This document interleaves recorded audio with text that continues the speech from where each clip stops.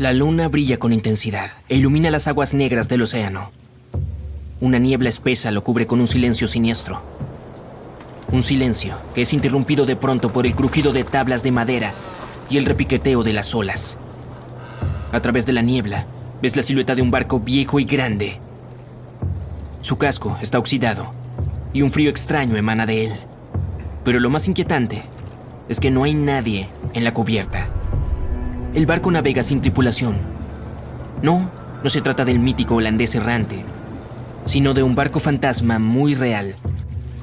2 de septiembre de 2019. El HMS Protector, un rompehielos de la Marina Real Británica, navega por las aguas tranquilas del Océano Atlántico. Son las 11 de la noche. Parte de la tripulación está en la cubierta, otros duermen en sus cabinas. El capitán hace girar el barco y mira directamente hacia el horizonte. El cielo es iluminado por un crepúsculo naranja y unas nubes flotan a la distancia. De pronto, en medio de este hermoso paisaje, un marinero reconoce la silueta negra de un barco desconocido. El capitán desacelera y desvía el curso para acercarse un poco más a la misteriosa embarcación. Se trata de un viejo buque de carga de 75 metros de largo. Los intentos por contactar a los miembros de la tripulación no consiguen nada. Es como si el navío desconocido flotara en el océano por cuenta propia. No hay nadie a bordo, o por lo menos, no hay nadie con vida. La cubierta del barco cruje al golpear las olas. El sol se hunde bajo el horizonte y la oscuridad aparece. Los marineros británicos no se atreven a subir a esa extraña cubierta. Toman una foto, la suben a internet y se alejan. Muchos usuarios de internet asumirán que el Protector encontró un verdadero barco fantasma. 5 meses después, nos encontramos en la aldea de Ballycotton, en el condado de Cork, Irlanda. Un residente sale temprano de su casa para correr. Música en los auriculares, aire fresco y un recorrido espléndido, las condiciones ideales para un buen entrenamiento. Corre siguiendo el camino de la costa del mar Céltico. Anoche hubo una fuerte tormenta, pero el mar parece tranquilo ahora. El hombre continúa por la cima de un acantilado bajo y descubre una enorme embarcación. Un viejo buque de carga oxidado de 75 metros yace en la playa, en medio de las rocas. No hay nadie a bordo. El barco parece llevar años enteros allí, pero el residente está seguro de que no estaba ahí ayer. Un poco más tarde, se descubre que es la misma embarcación que los navegantes del HMS Protector vieron hace 5 meses a miles de kilómetros de ese mismo lugar. El buque de carga llamado Alta fue construido en 1976. Nadie sabe quién lo utilizó todo este tiempo y con qué fines. Solo se sabe que en 2017 pasó a manos de un nuevo dueño y fue señalizado con la bandera de Tanzania. Es importante mencionar que casi todos los buques de cargo están equipados con SIA o Sistema de Identificación Automática, necesario para rastrear los movimientos de los barcos en el océano. Desde 2015 algo extraño comenzó a sucederle al SIA del Alta. El barco desapareció para los satélites y reapareció más tarde. A lo largo de los últimos años, cambió varias veces de nombre y bandera. No es sorpresa que su SIA se haya apagado y encendido en tantas ocasiones. Se dice que algunas personas hacen esto para ocultar actividades ilegales. El capitán del barco, sea quien fuera, claramente no quería revelar los movimientos del Alta. Para cuando fue detectado en 2017, el Alta había navegado cerca de las ciudades portuarias griegas. Hizo 12 paradas en 3 de esas ciudades en diferentes partes de Grecia. Luego, la señal del SIA desapareció. 10 meses después, reapareció cerca de la costa norte de África, a 2.000 kilómetros de Grecia. En septiembre de 2018, el barco navegaba a unos 2.200 kilómetros al sureste de las Bermudas. Fue entonces cuando los miembros de la tripulación comenzaron a tener problemas. Había 10 personas a bordo del Alta. El 19 de septiembre, el motor del barco se descompuso en medio del océano Atlántico. La costa más cercana se encontraba a una gran distancia. El barco perdió el rumbo. Los días pasaron, pero la tripulación no lograba repararlo. Los suministros de comida escaseaban. La tripulación comenzó a entrar en pánico e intentaban contactar a alguien. La situación empeoró cuando se descubrió que un fuerte huracán se acercaba al lugar donde el Alta se había descompuesto. la tripulación se comunicó con la Guardia Costera de los Estados Unidos. El 2 de octubre, un helicóptero partió en dirección al buque y les dejó comida y agua. Con eso debía bastar para que la tripulación sobreviviera varios días. Una semana después, un bote de rescate navegó unos 2.400 kilómetros para dar con el Alta y ayudar a los marineros varados. Poco después del inicio del huracán, los rescatistas estadounidenses tuvieron éxito. Toda la tripulación fue llevada a Puerto Rico. El Alta permaneció a la deriva en el océano. Poco después, otro barco llegó y lo remolcó hacia la costa de Guyana. Fue entonces cuando algo salió mal, otra vez. El barco fue secuestrado. ¿Quién lo hizo y por qué? Todavía es un misterio. Pero después, por alguna razón desconocida, los responsables decidieron abandonarlo a su suerte en medio del océano. Durante casi un año, la ubicación del barco no pudo ser rastreada. Después, en septiembre de 2019, la Marina Real Británica lo encontró. Se desconoce cómo fue que el Alta logró cubrir la distancia del Atlántico y terminar en la costa de Irlanda. Se inició una investigación en este último país. Es necesario identificar al dueño del buque y hallar a alguien responsable para que lo remolque. Pero desde entonces no han encontrado a nadie. En una ocasión, una persona desconocida llamó a las autoridades irlandesas y dijo ser el dueño del Alta, pero no ofreció ningún tipo de evidencia. Se encontraron varios barriles de petróleo a bordo. Para desmantelar el barco, las autoridades tendrán que gastar unos 10 millones de euros. Los residentes locales también están molestos con el naufragio. El metal corroído es malo para el medio ambiente. Y unos chicos ya han subido a bordo. Publicaron un video en internet desde el interior del buque abandonado. El destino del Alta continúa sin resolverse. Aún permanece ahí. Ese barco navegó solo 2 años por el océano. En cambio, imagina si otra embarcación hiciera lo mismo durante 38 años. En todo ese tiempo, nadie logró capturarla y las personas aún siguen buscándola. Ese barco se llama SS Beichimo. Se trata de un buque mercante propiedad de una empresa comercial canadiense. En 1931, el barco quedó atascado en el hielo cerca de la costa de Alaska. Una fuerte tormenta de nieve se desató. La tripulación esperó una semana antes de que se terminara, pero solo empeoró. Un día, el clima mejoró un poco y una parte del grupo fue evacuada a la ciudad más cercana. El resto, junto con el capitán, instaló un campamento cerca del barco.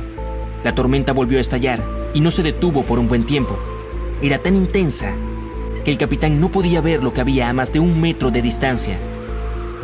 Por fin, cuando la tormenta pasó, el capitán descubrió que el navío simplemente había desaparecido. Supuso que el Beichimo se había hundido durante la tormenta. Una semana después, se le vio deambulando cerca del lugar donde se había perdido. El casco estaba tan dañado que no era seguro navegar en él. Así que el capitán decidió abandonarlo. Sin embargo, este no se hundió. Pasó 38 años a la deriva, recorriendo distintos puntos de la costa de Alaska. Más de una vez, las personas subieron a bordo, incluyendo a unos residentes nativos de Alaska y un grupo de investigadores. Los intentos de salvarlo del mar terminaron en fracasos. Las operaciones de rescate fueron saboteadas por el hielo a la deriva y el mal clima. La última vez que se le vio fue en 1969. El barco estaba congelado y bloqueado por el hielo. En 2006, el gobierno creó un proyecto especial para hallar al Beichimo. Sin embargo, en todos estos años, sigue sin aparecer. Su paradero es un misterio. Es probable que por fin haya encontrado la paz y que ahora descanse en el fondo del mar de Chukotka. Hay un barco a la deriva en algún lugar del océano sin tripulación. La última vez que alguien lo vio fue hace más de 50 años. Su historia recuerda a la del holandés errante, una embarcación destinada a navegar eternamente y a traer desgracia a quien la vea en el mar, o al menos eso dice la leyenda. Pero a diferencia del holandés errante, el SS Beichimo fue definitivamente real. Este fue construido para una compañía alemana en Hamburgo y comenzó como un barco de carga común. Comenzó a comerciar suministros entre Hamburgo y Suecia en el mar Báltico a partir de 1914. Tenía un potente motor de vapor y un casco hecho de acero. Unos años después pasó a ser propiedad británica. Luego, en los años 20, una compañía canadiense lo compró por alrededor de $18,000, una cantidad de dinero enorme en aquel entonces. El nuevo propietario, la compañía de la bahía de Hudson, utilizó activamente el barco durante varios años. Frecuentemente lo enviaban en viajes desde su puerto base en Escocia hacia Siberia, Alaska, el Yukón y los territorios del noroeste. También navegaba por el Canal de Panamá e incluso por el Canal de Suez, llevando a bordo pieles de animales para la venta. A veces también transportaba pasajeros. Había completado 9 viajes exitosos antes de que esta racha de buena suerte llegara a su fin. A partir de la década de 1930, el SS Baichimo comenzó a tener problemas con el hielo y las tormentas. Cuando quedó atrapado por primera vez en el hielo en octubre de 1931, algunos de los tripulantes lograron escapar hacia Alaska. 15 de los 22 marineros decidieron quedarse con su barco e intentar salvarlo. Llevaban a bordo pieles y otras cargas valiosas valoradas en aproximadamente $58,000.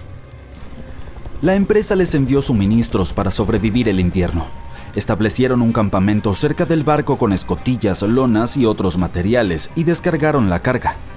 A fines de noviembre, una ventisca azotó la zona y parecía que se había llevado el barco consigo. La plataforma de hielo había resistido, pero la embarcación se había soltado. Algunos miembros de la tripulación estaban seguros de que había naufragado, pero poco después escucharon a uno de los lugareños que había avistado su barco a unos 72 kilómetros de su campamento. La tripulación siguió adelante con sus vidas y el barco comenzó su viaje como un buque fugitivo. La gente avistaba el SS Baichimo aproximadamente una vez al año hasta 1969. Por lo general era visto cerca de la costa de Alaska. Un hombre que iba hacia Nome con su trineo de perros, prospectores, exploradores y cazadores de tesoros, todos afirmaron haber visto el SS Baichimo. Alguien intentó abordarlo y llevarlo al puerto, pero terminó varado en él durante días debido al terrible clima. Otros tuvieron más suerte y lograron llevarse un bote ballenero, algunos muebles y otros objetos valiosos del barco. Aquellos que se acercaron a él vieron que estaba dañado y le faltaba la hélice. Aún así se mantuvo a flote sin tripulación durante al menos 38 años y se convirtió en el barco fantasma que más tiempo ha navegado en la historia. En 2006, las autoridades de Alaska iniciaron un proyecto para resolver el misterio del barco fantasma del Ártico y finalmente encontrar al SS Baichimo, ya fuera sobre o bajo el agua. Sin embargo, hasta ahora no se ha tenido éxito. El SS Baichimo sigue siendo uno de los aproximadamente 4,000 barcos que han desaparecido frente a las costas de Alaska. Si la leyenda del siglo XVII no miente, este barco fantasma podría estar navegando en algún lugar junto al holandés errante. Esta embarcación, también llamada holandés volador, pertenecía a la Compañía Neerlandesa de las Indias Orientales. Su capitán logró hacer lo imposible para esa época y navegó de los Países Bajos a Indonesia en solo 3 meses. Decían que volaba sobre el mar y algunas lenguas maliciosas explicaban que había hecho un pacto con las fuerzas del mal para lograrlo. Una vez, cuando el barco navegaba de regreso a casa, su capitán y la tripulación desaparecieron sin dejar rastro. Hay muchas versiones sobre lo que les ocurrió. Una de las primeras dice que intentó entrar al puerto en el Cabo de Buena Esperanza. Se encontró con una terrible tormenta y se hundió, ya que no había capitán que pudiera salvarlo. Otra leyenda cuenta que el capitán se negó a obedecer a los cielos para dejar que el barco se hundiera durante la tormenta. Entonces una espantosa forma luminosa golpeó la embarcación y a la tripulación, y desde entonces fue condenada a vagar eternamente sin descanso. Muchos marineros han afirmado haber avistado al holandés errante.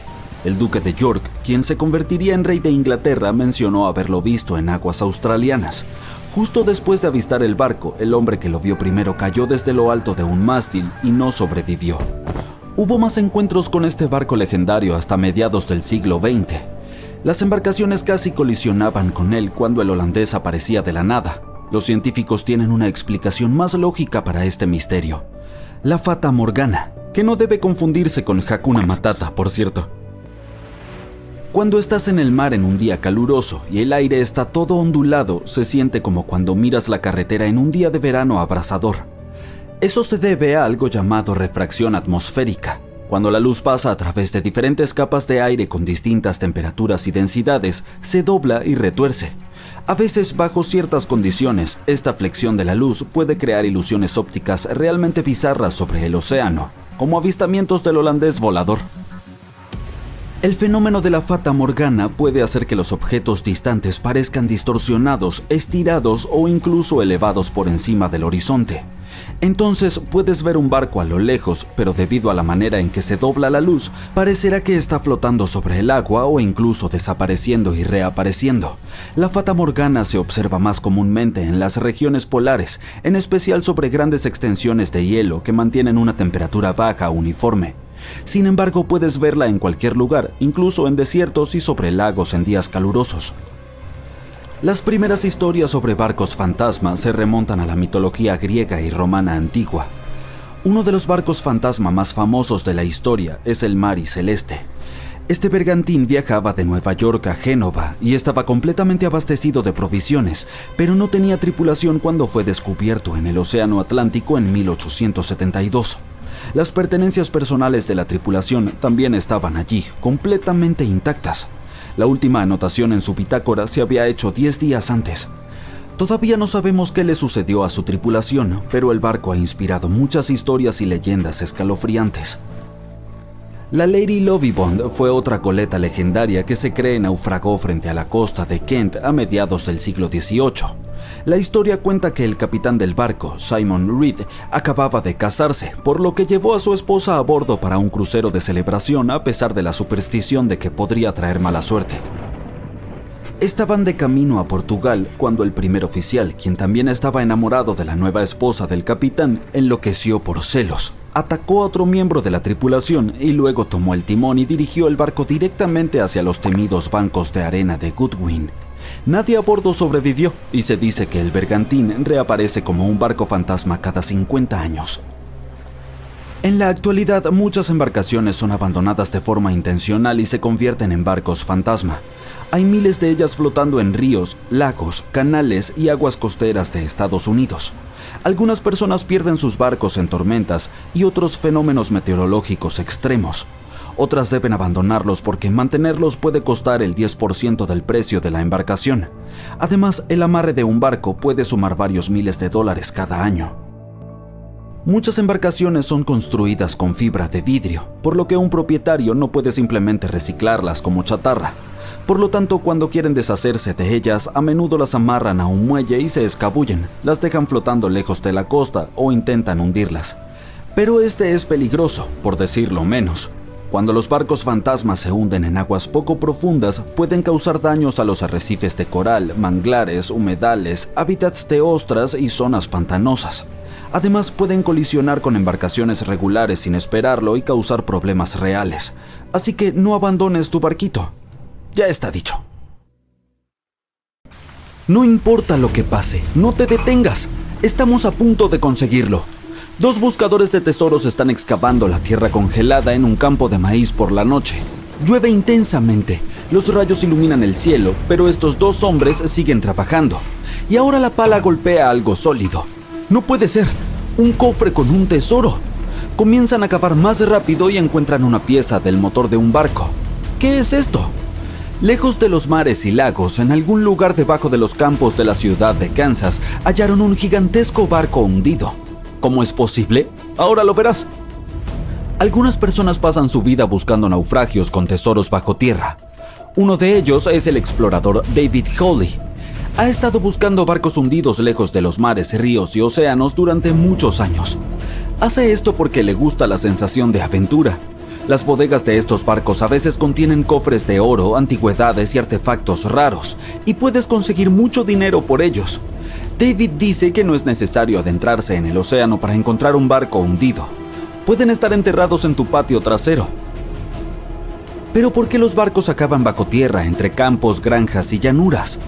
Descubrámoslo usando el ejemplo del barco de vapor Great White Arabia. Según antiguos registros y recortes de periódicos, este barco transportaba alrededor de 200 toneladas de tesoros antes de hundirse en 1856.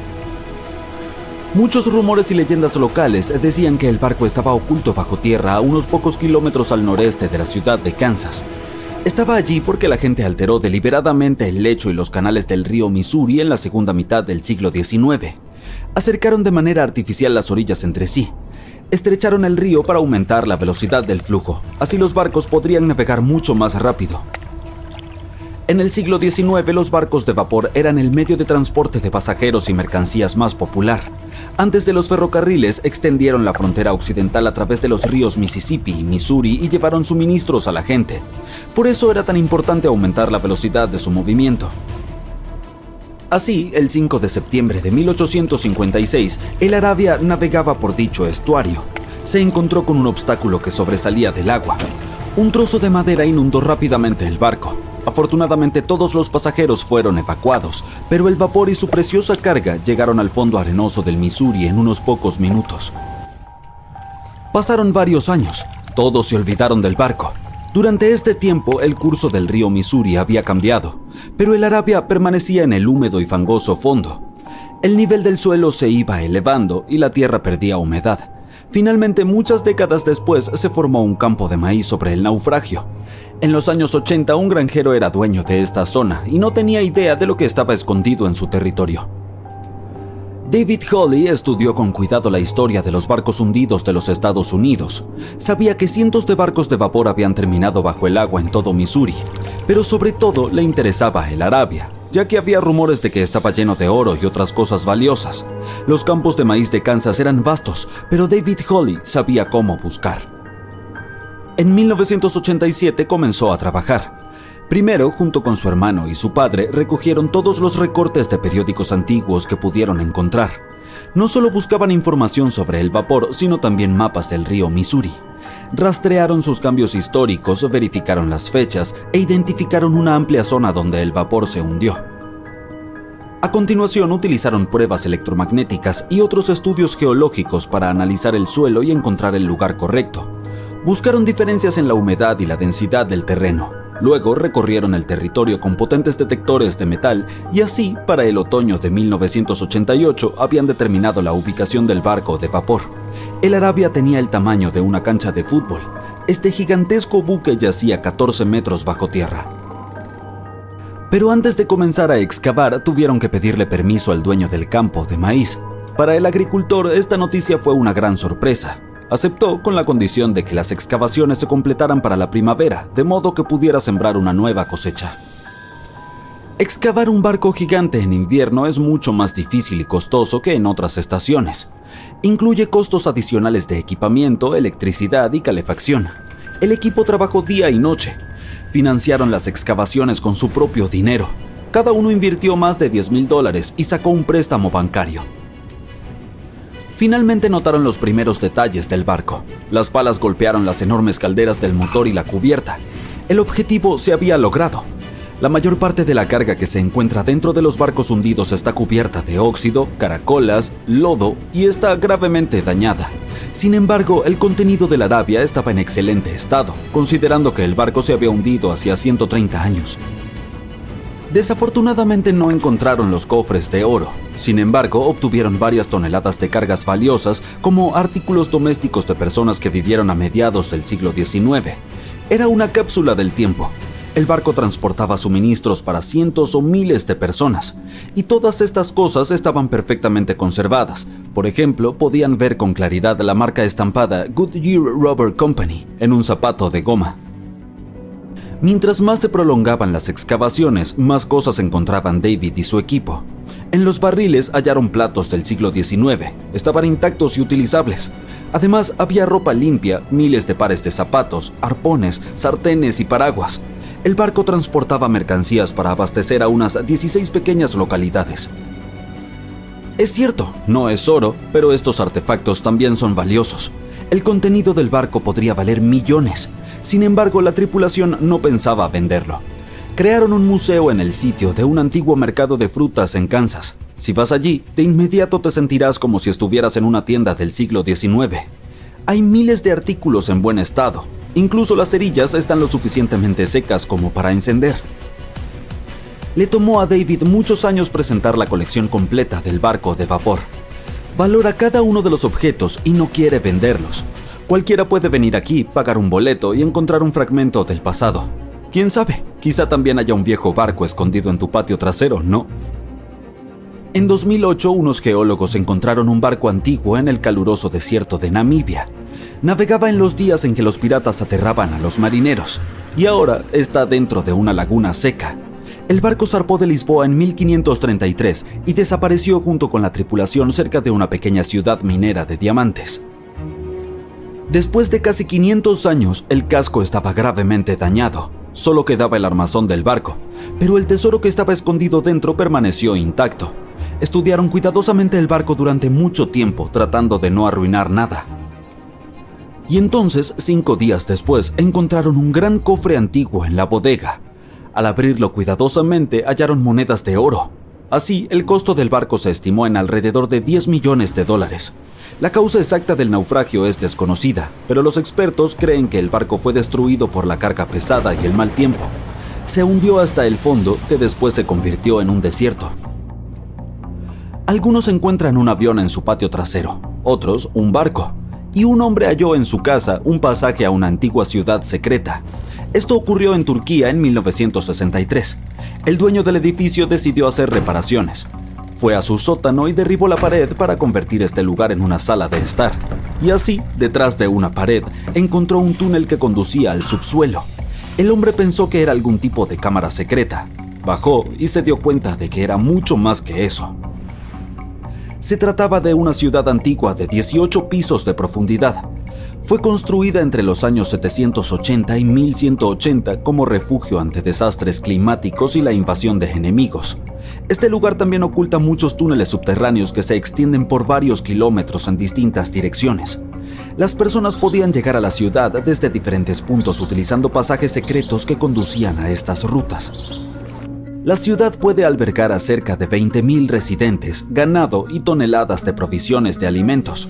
Los arqueólogos también han encontrado una capilla, escuelas, establos y cocinas públicas allí. Una espesa niebla se levanta sobre el océano mientras el sol se hunde lentamente en el horizonte. Es difícil ver más allá de unos metros, pero eso es suficiente para notar una forma descomunal y esquelética a la distancia. A medida que el barco se acerca a ella, tu corazón late más rápido y entonces distingues los detalles de otro navío, abandonado por lo que parece. Los barcos fantasma existen y sus misterios no siempre se resuelven. Por ejemplo, el MV Joyita era un barco de madera construido en 1931 como yate de lujo. Sirvió a varias personas durante más de 20 años antes de que lo comprara un marinero samoano y se convirtiera en un barco mercante. Pero en 1955 el servicio del Joyita llegó a un final abrupto y misterioso. El 3 de octubre zarpó para otro viaje comercial que no debería haber durado más de 48 horas. Los retrasos ocurren en el mar, así que cuando el Joyita no llegó el 5 de octubre, como estaba previsto, no hubo mucha preocupación todavía. Pero entonces tampoco llegó al día siguiente. No hubo ninguna señal de socorro, ni ningún otro signo de la presencia del Joyita en ningún lugar entre sus puntos de partida y de llegada. Se envió un grupo de búsqueda y rescate para encontrar el barco, y durante 6 días estuvieron explorando la zona de casi 259.000 kilómetros cuadrados. El 12 de octubre la misión regresó a la base con las manos vacías. Joyita desapareció sin dejar rastro. Solo un mes después, otro buque mercante, el Tuvalu, se percató de que el barco desaparecido estaba lejos de su ruta, a la deriva en mar abierto, y escorándose fuertemente. Los marineros abordaron el navío y descubrieron que toda la tripulación y los pasajeros, 25 personas en total, habían desaparecido junto con toda la carga que llevaba el barco. La radio estaba sintonizada en la frecuencia internacional de socorro, lo que significa que la tripulación intentó pedir ayuda, pero no pudo comunicarse con nadie porque el cable de radio se había dañado, limitando el alcance a 3,2 kilómetros. También faltaban los botes salvavidas, lo que indicaba que las personas a bordo debían haber abandonado el barco. Por desgracia, parece que se llevaron el diario de navegación, lo que dejó al equipo de rescate sin saber qué había pasado. Incluso hoy, el misterio del MV Joyita no se ha resuelto. Nadie sabe a dónde fueron la tripulación y los pasajeros, ni qué provocó que se fueran. El SV Carol A. Deering no era un barco fantasma en el sentido habitual de la palabra. No se le vio en alta mar. En cambio, fue encontrado en la costa, pero las circunstancias de su encallamiento son un rompecabezas rodeado de misterio. El Carol A. Deering se construyó en 1919 en Maine y era un buque de gran tamaño hecho para viajes comerciales. Por desgracia, a pesar de su elevado costo de construcción, solo había prestado servicio durante un año antes de su último viaje. 19 de julio de 1920. El barco viajaba de Puerto Rico a Río de Janeiro vía Newport News para entregar un cargamento de carbón. Estaba casi a mitad de camino hacia su destino final cuando el capitán cayó gravemente enfermo. La tripulación regresó para dejarlos a él y a su hijo y para sustituirlo. El viaje transcurrió sin incidentes, pero cuando llegó a Barbados en diciembre para reabastecerse, hubo extraños ánimos entre la tripulación. El primer oficial no parecía estar contento con el nuevo capitán. Nadie le prestó mucha atención en ese momento, cuando probablemente debería haberlo hecho. El último avistamiento del Carroll A. Deering en el mar fue el 28 de enero de 1921, cuando un buque faro lo divisó frente a la costa de Carolina del Norte. Hubo cierto revuelo en el alcázar del barco, donde normalmente no se permitía a la tripulación. Luego otro buque lo avistó, pero ya no había nadie en las cubiertas. El 31 de enero, el buque mercante fue encontrado encallado en los Diamond Shoals, un lugar famoso por los numerosos naufragios que se han producido ahí durante siglos. Cuando el grupo de búsqueda y rescate abordó el barco, lo encontró abandonado con el diario de navegación y los objetos personales de la tripulación desaparecidos junto con los 2 botes salvavidas. Todavía no hay respuesta a lo que ocurrió a bordo del Carroll A. Deering aquel mes de enero, aunque la versión más popular fue la de un motín. Sin embargo, tal vez nunca descubramos la verdad. El SS Baichimo es quizá uno de los botes fantasma más notables de la historia. Este gran barco de vapor de carga se construyó en 1914 en Suecia y siguió su camino diligentemente durante más de 16 años, intercambiando provisiones por pieles con las tribus nativas de Alaska y Canadá. Pero entonces, el 1 de octubre de 1931, el Baichimo quedó atrapado en el hielo. Al principio parecía que la tripulación podría esperar y continuar su ruta, porque el barco se liberó en un par de días. Pero en menos de una semana volvió a quedar atrapado, esta vez definitivamente. En una semana más se envió un grupo de rescate para recoger a 22 de los tripulantes, mientras que otros 15 se quedaron atrás para esperar durante el invierno si era necesario y recuperar el barco.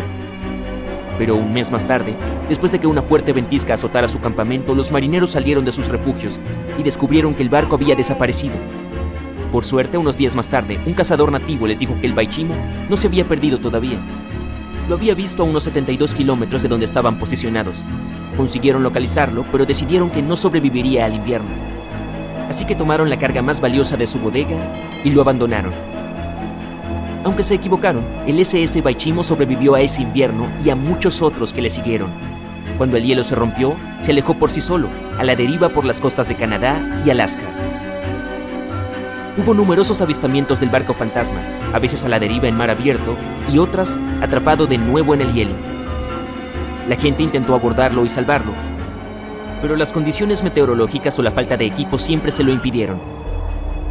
El SS Baichimo fue visto por última vez por los nativos de Alaska en 1969, 38 años después de su abandono. Se desconoce qué fue de él posteriormente. La historia del SS Orang Medan es una de las más desconcertantes y angustiosas historias de barcos fantasmas del siglo XX. Ni siquiera se sabe con certeza si existió. No estaba registrado en Lloyd's Shipping, el registro internacional de buques, lo que lo convierte en un cuento chino o en un buque que evitó ser registrado oficialmente por razones turbias. En cualquier caso, los relatos sobre lo que le ocurrió varían. Según la mayoría de los informes, este transportaba una carga desconocida en aguas indonesias cuando recibió una llamada de socorro de otro barco en las proximidades. El oficial de guardia escuchó un mensaje de SOS, pero su contenido es diferente según los relatos. El mensaje no se repitió y la tripulación del Medan no respondió a ningún intento de contactar con él. El barco que recibió la llamada de socorro se apresuró a rescatarlo, pero no llegó al buque hasta el día siguiente, cuando ya estaba a la deriva y ligeramente escorado. Cuando los socorristas subieron al barco, comprobaron que ninguno de los tripulantes había sobrevivido. Sin embargo, faltaba un bote salvavidas, lo que implicaba que había al menos un miembro de la tripulación que había logrado escapar. Lo que ocurrió con el resto de las personas a bordo sigue siendo un misterio hasta el día de hoy. Sin embargo, no hay datos concretos sobre esta historia, por lo que es posible que nunca lleguemos a saber si el SS Orang Medan fue un barco real y no una cosa de ficción. SB Sabrina era una barcaza de 3 mástiles construida en 1873 para viajes comerciales fluviales en Sudamérica. sirvió durante más de 4 décadas, demostrando ser un barco fuerte y fiable. Más tarde fue trasladado a Europa, donde siguió cumpliendo bien su cometido. Pero entonces, en octubre de 1917, el Sebrina zarpó a un viaje regular, solo para ser encontrado en tierra varios días después. Misteriosamente, aunque estaba perfectamente intacto, toda la tripulación de 5 personas y el capitán habían desaparecido. No hay pruebas directas ni datos concretos sobre lo que realmente ocurrió aquel día. La teoría más convincente es que la tripulación fue arrastrada de la cubierta a causa de una explosión submarina, y luego el barco siguió adelante sin ella. Pero la verdad, como siempre, sigue siendo desconocida. ¿Podemos estimar cuántos barcos y aviones se perdieron en el Triángulo de las Bermudas?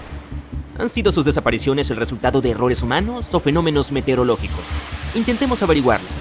Tenemos la curiosa historia del SS Cotopaxi. Este barco desapareció en 1925, cuando viajaba desde Charleston, Carolina del Sur, a La Habana. Nunca llegó a su destino. Años más tarde, en la década de 1980, se encontró un naufragio a 65 kilómetros de San Agustín, Florida. Como los especialistas no pudieron determinar de qué y de dónde provenía, lo apodaron Naufragio del Oso. Hicieron falta muchos años de trabajo, realizado principalmente por biólogos marinos, para identificar que este barco era el desaparecido Cotopaxi. Esto se confirmó en enero de 2020. Pero, ¿cómo reapareció? ¿Y cómo llegó allí? Ya que este misterioso naufragio ni siquiera estaba en el Triángulo de las Bermudas. Veamos a quién se le ocurrió este término, Triángulo de las Bermudas. ¿Puedes realmente señalar el triángulo en un mapa? No, y tampoco es un lugar reconocido oficialmente. El Triángulo de las Bermudas no aparece en ningún mapa del mundo. Nadie se ha puesto de acuerdo sobre sus límites exactos. Solo hay suposiciones con aproximaciones de toda el área que oscilan entre 1.300.000 y 3,9 millones de kilómetros cuadrados. Según las aproximaciones, la región tiene una forma vagamente triangular. En 1964, el autor estadounidense Vincent Gaddis tuvo la idea por primera vez al escribir un artículo para la revista Argosy. Usó el Triángulo de las Bermudas para describir una región triangular que ha destruido cientos de barcos y aviones sin dejar rastro. Es bastante difícil calcular la cantidad de barcos y aviones perdidos porque algunos han desaparecido sin dejar ningún rastro. Sus restos en la región no han sido recuperados. Pero las historias grabadas deberían ayudarnos. Las leyendas sobre el Triángulo de las Bermudas se remontan al siglo XV, como la del explorador italiano Cristóbal Colón. Cuando navegaba por las aguas del Atlántico a fines del siglo XV, pasó por este lugar. En lo que ahora conocemos como el Triángulo de las Bermudas, vio una enorme llama que parecía estrellarse contra el océano. Más tarde vio una luz inusual parpadeando en la distancia, en el lugar exacto. Como muchos otros marineros desde entonces, su brújula tuvo graves fallas. Pasemos al vuelo 19. En 1945, un avión de la Marina que realizaba un vuelo de rutina también inició una leyenda en este triángulo. Era comandado por el teniente Charles Taylor, y está registrado que se perdió en el triángulo sin ningún motivo. Dado que los pilotos no tenían GPS en ese entonces, debían confiar en sus brújulas y realizar un seguimiento de cuánto tiempo habían estado volando en una dirección específica y su velocidad. Poco después de completar la tarea, las 2 brújulas a bordo dejaron de funcionar correctamente. Los registros hallados después de la desaparición del avión también indican que Taylor no tenía reloj ese día en particular. El informe inicial indicó que el error del piloto fue la razón de este desafortunado evento.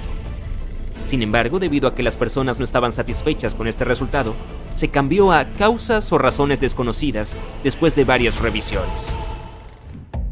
Un piloto sobreviviente llamado Bruce Gernon sugirió que atravesó una niebla electrónica mientras pasaba por encima del triángulo, lo que lo hizo viajar en el tiempo. En 1970, cuando ocurrió este incidente, volaba su avión cuando fue rodeado por 2 enormes nubes que formaban un remolino y giraban en espiral. Como muchos otros antes que él, notó que sus dispositivos de navegación no funcionaban bien. Cuando finalmente logró salir de esas nubes, descubrió que su vuelo solo había durado 35 minutos, aunque debería haber tomado 75 en total. Y como no tenía otra explicación razonable para lo que pasó, creía que debía haber sido empujado hacia adelante en el tiempo.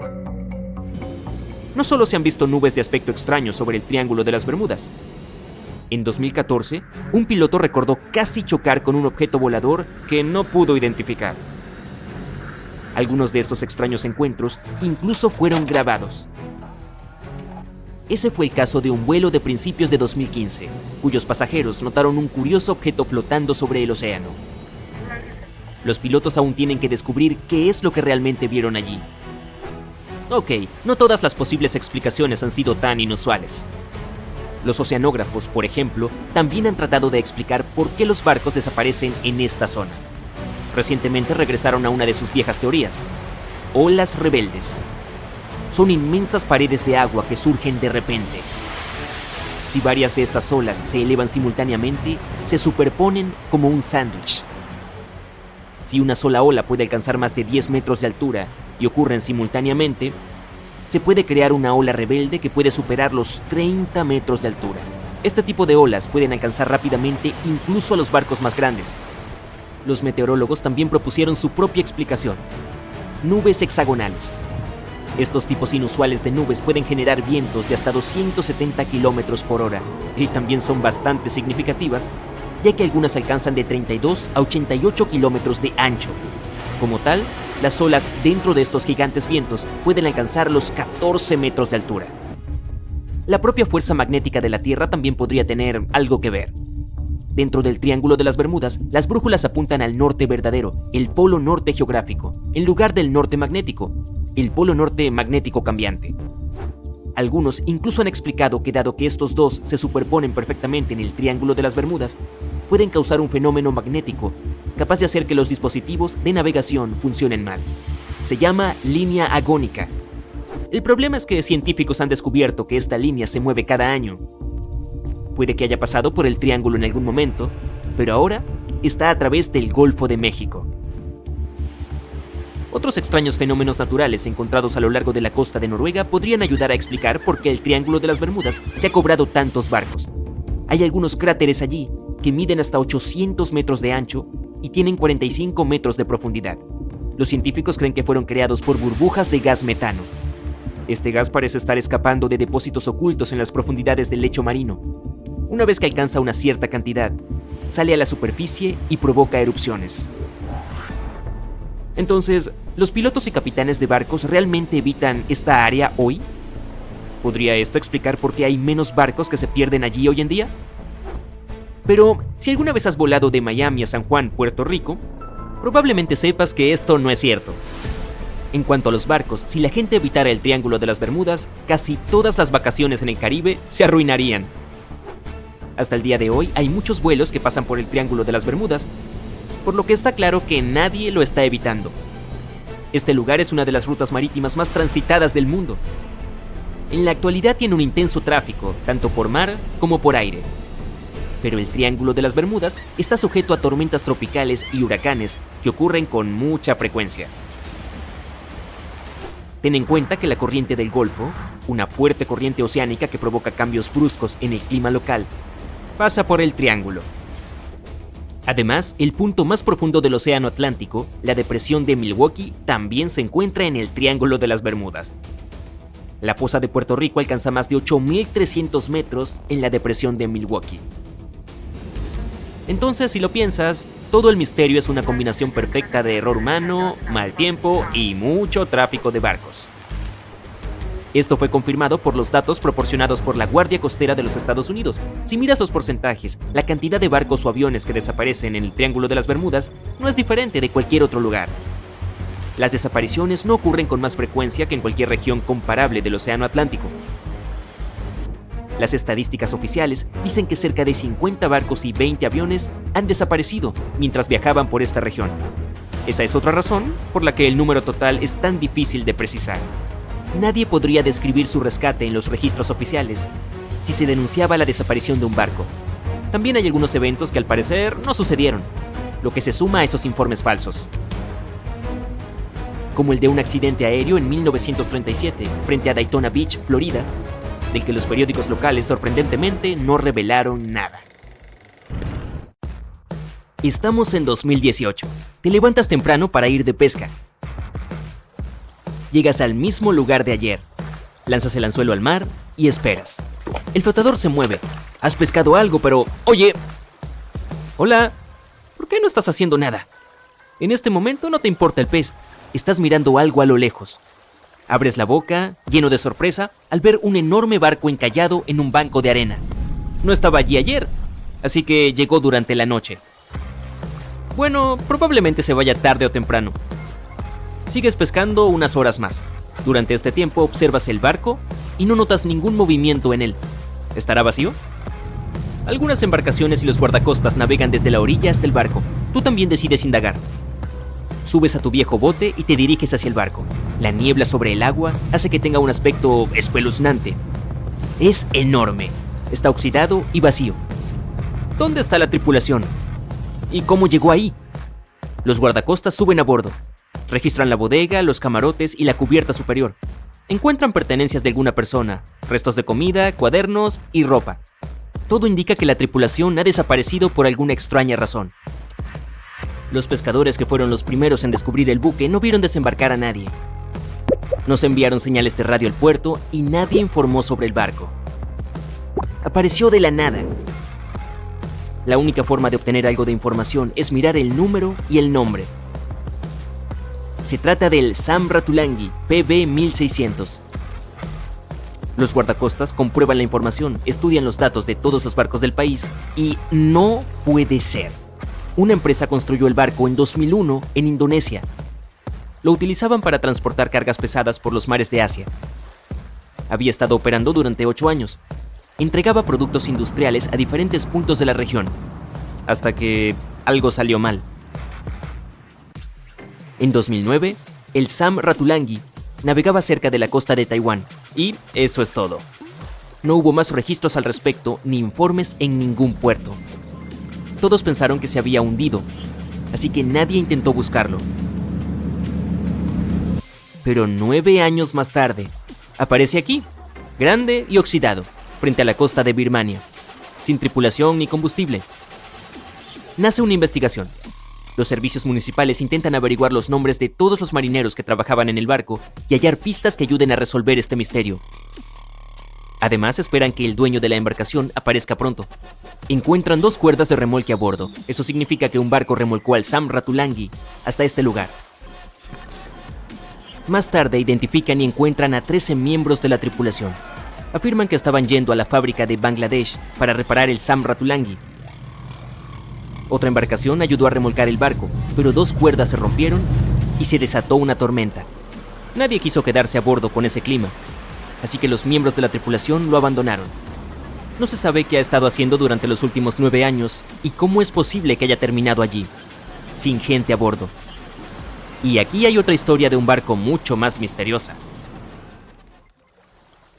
El 16 de febrero de 2020, los lugareños hallaron un gran barco de carga atascado en una orilla rocosa frente a la costa de un pueblo irlandés. El barco parecía oxidado, con agujeros en el casco y algunas partes podridas. Nadie había visto esa embarcación el día anterior, así que apareció allí por la noche. La última vez que alguien vio el carguero Alta fue unos meses atrás, a miles de kilómetros de la costa de Irlanda. Ese día, el Alta navegaba por las aguas del Océano Atlántico, cuando otro barco, el MS Protector, lo vio a la distancia. Los miembros de la tripulación del MS Protector intentaron ponerse en contacto con el barco, pero no recibieron respuesta. Comprendieron que se trataba de un buque vacío. 5 meses después, apareció cerca de la costa de Irlanda. Hay más preguntas que respuestas en esta historia, pero logramos averiguar algo. En 2015, el Alta apareció y desapareció del radar varias veces. Todos los barcos tienen un sistema de rastreo interno para que sea posible seguir su ruta mediante satélites, pero los tripulantes del Alta solían desactivar este sistema. Tal vez estaban metidos en alguna actividad ilegal. En cualquier caso, en 2017, el barco viajó a menudo entre los puertos de las islas griegas. Más tarde, la señal de rastreo desapareció y apareció recién 10 meses después, frente a la costa del norte de África. Durante este tiempo, el barco cambió de bandera varias veces. En septiembre de 2018, el Alta se encontraba al sureste de las Bermudas, con dirección a Haití. Fue entonces cuando la tripulación comenzó a tener problemas. El motor principal se averió justo en medio del Océano Atlántico. El barco comenzó a ir a la deriva. Pasaron varios días, pero los miembros de la tripulación no lograron repararlo y empezaron a quedarse sin provisiones. La situación empeoró aún más cuando se enteraron de que un huracán se dirigía hacia ellos. Por fortuna consiguieron ponerse en contacto con los guardacostas estadounidenses. El 2 de octubre, un helicóptero voló hasta el Alta para llevarles algunos suministros. Había comida suficiente para varios días. Luego, un barco de rescate se les acercó. Evacuó a los marineros y los llevó a Puerto Rico antes de que el huracán los alcanzara. El Alta quedó solo a la deriva en medio del océano. Pasado un tiempo, otro barco se acercó al Alta para remolcarlo a las costas de Guyana. A partir de entonces, todo salió mal. Alguien robó el barco, desactivó el sistema de seguimiento y se alejó con rumbo desconocido. Después de casi un año, el MS Protector encontró el Alta vacío en las aguas del Océano Atlántico. Y 9 meses después, la embarcación sin tripulación llegó a las costas de Irlanda. ¿Cómo se las arregló para atravesar el Atlántico y llegar a la costa de Irlanda? Sigue siendo un misterio. Puede que haya sido cuestión de suerte. Nadie más vio el barco en todo este tiempo. Cubría grandes distancias y sobrevivía a las tormentas. ¿Quién es el capitán? ¿Qué pasó con los ladrones? ¿A quién le pertenece ahora? Un día, alguien llamó al ayuntamiento y se presentó como el propietario del barco, pero esa persona no aportó ninguna prueba. Encontraron varios barriles de petróleo en el barco y se los llevaron en helicóptero. El Alta se estaba oxidando y la corrosión del metal podía ser dañina para el medio ambiente. El barco no tenía valor comercial, pero deshacerse de él costaría millones de dólares. Había 3 opciones: dejarlo donde estaba, remolcarlo al mar y dejar que se hundiera, o desmontarlo para vender sus partes. Pero la naturaleza tenía sus propios planes. Las tormentas y las fuertes olas partieron el casco en 2. El Alta estuvo a la deriva sin tripulación en las aguas del Océano Atlántico durante aproximadamente 2 años. Pero esto no es nada comparado con un barco que estuvo navegando durante 38 años. El récord pertenece al SS Baichimo. Solía ser un buque mercante de una empresa comercial. En 1931 se abrió paso en el hielo de la costa de Alaska. Su movimiento se ralentizó, una gruesa capa de hielo lo bloqueó y una fuerte tormenta empeoró la situación. La tormenta de nieve era tan intensa que los miembros de la tripulación solo podían ver un velo blanco delante de sus ojos. Seguir navegando era imposible. Tuvieron que esperar a que la tormenta se calmara. Esperaron 1, 2, 3 días. Una semana después, la tormenta era cada vez más fuerte. Por fin, un día se tranquilizó. Los miembros de la tripulación se dividieron en 2 grupos. El primero se dirigió a la ciudad más cercana. El segundo grupo, junto con el capitán, se quedó allí. Acamparon junto al barco y esperaron a que la tormenta, que había vuelto a empeorar, terminara. La visibilidad era nula. Finalmente, un día desapareció. ¡Genial! Y ahora, un momento. ¿Dónde está el barco? El SS Baichimo había desaparecido durante la tormenta. El capitán estaba seguro de que el barco se había hundido, así que partió junto con la tripulación. Una semana después, lo vieron a la deriva, cerca de la zona donde lo habían perdido. El casco estaba tan dañado que navegar en él no era seguro. Repararlo sería inútil y caro, así que el capitán decidió abandonarlo. Estaba seguro de que se hundiría tarde o temprano, pero se mantuvo a flote durante los días siguientes, los meses siguientes y unos cuantos años. A lo largo de los 38 años que siguieron, varias personas dijeron haberlo visto en varios puntos de la costa de Alaska. El último registro del SS Baichimo data de 1969. Los que lo vieron afirmaron que estaba completamente congelado, casi fundido con el hielo. Algunos quisieron emprender una expedición para encontrarlo, pero todos los intentos fracasaron. Es probable que se encuentre en algún lugar del fondo del mar. Hay un tramo de agua que incluso los exploradores más experimentados temen. No importa en qué temporada elijas cruzarlo, corres el riesgo de encontrarte cara a cara con olas que pueden alcanzar la altura del letrero de Hollywood. Estoy hablando del pasaje de Drake, la vía marítima que conecta el Océano Pacífico con el Atlántico, extendiéndose desde el Cabo de Hornos en el extremo sur de Sudamérica hasta las Islas Shetland del Sur en la Antártida. Es tan ancho como la distancia de Londres a Berlín y puede tardar hasta 48 horas en cruzarse. Algunos marineros comparan llegar al otro lado con ir a la luna. Así de desafiante es. Incluso el hombre que lo descubrió, Sir Francis Drake, nunca navegó por estas aguas porque le parecían demasiado peligrosas y optó por un paso más tranquilo aunque más largo, el Estrecho de Magallanes. El pasaje cobró la vida de alrededor de 20,000 marineros y más de 800 barcos. Los turistas que desean ver la Antártida cruzan el pasaje de Drake con regularidad, aunque todavía se considera la travesía oceánica más aterradora del mundo. La península antártica a donde van los viajeros en realidad no forma parte de la Antártida misma. Se extiende y apunta hacia Sudamérica como dos dedos casi tocándose. El agua se aprieta entre estas dos masas de tierra y genera fuertes corrientes oceánicas. El paso es parte de la corriente circumpolar antártica, la mayor corriente oceánica del mundo. El agua fluye a través del pasaje a una velocidad de entre 95 y 150 millones de metros cúbicos por segundo, lo que la hace muy turbulenta. Además, hay vientos que usualmente soplan de oeste a este y son muy fuertes entre los 40 y 60 grados de latitud. Por eso esas zonas son llamadas los 40 rugientes, 50 furiosos y 60 aulladores. La tierra desacelera los vientos, razón por la cual las tormentas que llegan a Irlanda y al Reino Unido se debilitan al moverse hacia el este. Pero la latitud de Drake es el único lugar donde los vientos pueden soplar alrededor de la Tierra sin ser detenidos por la Tierra, por lo que siguen acelerándose. Estos fuertes vientos se convierten en enormes olas que pueden golpear los barcos con mucha fuerza, normalmente de alrededor de 4 o 5 metros de altura. Son mucho más altas que las olas del Atlántico. El pasaje de Drake también tiene montañas submarinas que no puedes ver. La enorme corriente se abre paso por este estrecho pasaje y provoca que las olas choquen contra estas montañas bajo el agua. Estas olas internas crean remolinos que traen agua fría desde el fondo del océano, así que no solo es agitado en la superficie, el agua es salvaje hasta el fondo. El primer marinero que logró navegar alrededor del Cabo de Hornos y a través del pasaje de Drake fue un holandés, Wilhelm Schouten, en 1616. Pero el intento más famoso de cruzarlo fue llevado a cabo por Sir Ernest Henry Shackleton en su barco llamado Endurance. Él y 27 de sus hombres partieron desde Georgia del Sur con el objetivo de llegar a la bahía de Bassel en la Antártida.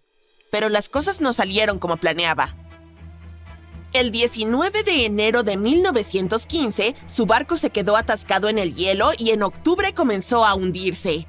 Acamparon en hielo flotante durante 2 meses antes de navegar en botes salvavidas a un lugar remoto y helado llamado Isla Elefante. Shackleton y 5 hombres hicieron un viaje arriesgado hacia Georgia del Sur para buscar ayuda. Les llevó 15 días cruzar el paso Drake con vientos huracanados. Finalmente llegaron a salvo y organizaron un rescate para el resto de la tripulación. Los científicos encontraron el pecio del Endurance recién en 2022, a 3,000 metros bajo el agua. En diciembre de 2019, 6 valientes atletas decidieron cruzar el pasaje de Drake remando un bote por primera vez en la historia. Les llevó 12 días de remo continuo, con una rotación de remeros cada 90 minutos. Lo lograron, y probablemente fue la manera más difícil posible de cruzar el pasaje. Los atletas mencionaron que estaba frío, mojado y sucio, y las olas los golpeaban como muros. El clima en el pasaje de Drake cambia mucho, pero los capitanes de barcos siempre pueden preverlo y rotar su rumbo. Pueden adelantar la hora de salida para tener un margen de seguridad y no quedarse atrapados en medio del pasaje en las peores condiciones. A veces, el viaje es suave y tranquilo, y lo llaman Lago Drake. Otras veces, los marineros sienten olas agitadas y se llama batido Drake. Algunos capitanes experimentados que cruzan a menudo el paso dicen que el efecto Lago Drake ocurre una vez cada 10 cruces y experimentan el batido Drake 1 o 2 veces cada 10 viajes. Un balandro o un kayak probablemente no sobrevivirán el viaje entre olas gigantes, pero las embarcaciones modernas y los cruceros tienen cascos resistentes y mecanismos de estabilización avanzados. Así que el viaje ya no es tan peligroso. Pero aún así es toda una aventura, especialmente si te mareas. Si no te apetece arriesgarte, pero deseas viajar del Océano Pacífico al Océano Atlántico por agua de manera rápida, el Canal de Panamá te está esperando. La gente comenzó a pensar en crear un pasaje acuático a través de Panamá en el siglo XVI. En aquel entonces, un explorador español descubrió que solo un delgado tramo de tierra separaba los dos océanos. Pero parecía imposible construirlo debido a las montañas y la densa jungla, por lo que la idea tuvo que esperar un par de siglos. Finalmente, en 1880, Francia, liderada por el hombre que concretó el Canal de Suez en Egipto, intentó construir el canal. Pero las personas que comenzaron la construcción pronto descubrieron que era mucho más difícil de lo que parecía en el mapa. La tierra de Panamá era uno de los lugares más difíciles y peligrosos para cavar una gran vía acuática. Los trabajadores tenían que mover literalmente enormes montañas en una jungla llena de serpientes, donde hacía muchísimo calor y llovía intensamente. Durante la temporada de lluvias, las fuertes precipitaciones convertían los ríos en rápidos salvajes y empapaban a los trabajadores. A veces, no veían el sol por 2 semanas y sus ropas permanecían mojadas todo el tiempo. Grandes rocas caían y diminutos mosquitos que portaban malaria enfermaban gravemente a la gente. Y luego sucedió un terremoto. Estaban perdiendo miles de personas. Por eso, Francia decidió abandonar el proyecto después de 7 años. Luego, Estados Unidos compró los activos franceses en la zona del canal y lo terminó en 1914. Le costó a Estados Unidos alrededor de $375 millones. El paso de agua, de 80 kilómetros de largo, les ahorraba a los barcos que viajan entre Nueva York y San Francisco 12.700 kilómetros. Alrededor de 14.000 barcos lo utilizan cada año y pagan aproximadamente $1.800.000 en peajes. Así que parece que todo valió la pena. Otro desafiante curso de agua de esta parte del mundo es el río Amazonas. Tiene aproximadamente 7.000 kilómetros de largo, fluye a través de 3 países y más de 30 millones de personas viven en su cuenca. Pero no hay ni un solo puente que lo cruce. El río tiene muchos pantanos y suelos blandos, por lo que los ingenieros deberían construir puentes muy largos y cimientos muy profundos, lo cual cuesta mucho dinero. Construir puentes sobre aguas profundas es complicado, pero en otros lugares del mundo, los ingenieros pueden utilizar cosas como plataformas flotantes para ayudar. El cauce del río y los niveles de agua cambian mucho durante el año. En la estación seca, de junio a noviembre, el río suele tener entre 3 y 9 kilómetros de ancho. Pero en la temporada de lluvias, de diciembre a abril, el río puede llegar a medir hasta 48 kilómetros de ancho y el nivel del agua puede subir hasta 15 metros. Por eso no se pueden construir puentes flotantes ni pontones. Las riberas están compuestas de tierra blanda que se mueve y se erosiona con las estaciones, lo que hace las cosas aún más difíciles. Tendría que ser un proyecto absolutamente único para superar todos estos desafíos. Por suerte, no hay una necesidad urgente de un puente sobre el Amazonas en este momento. El río mayormente atraviesa zonas poco pobladas, por lo que no hay tantas carreteras principales que necesiten ser conectadas por puentes. El año era 1865.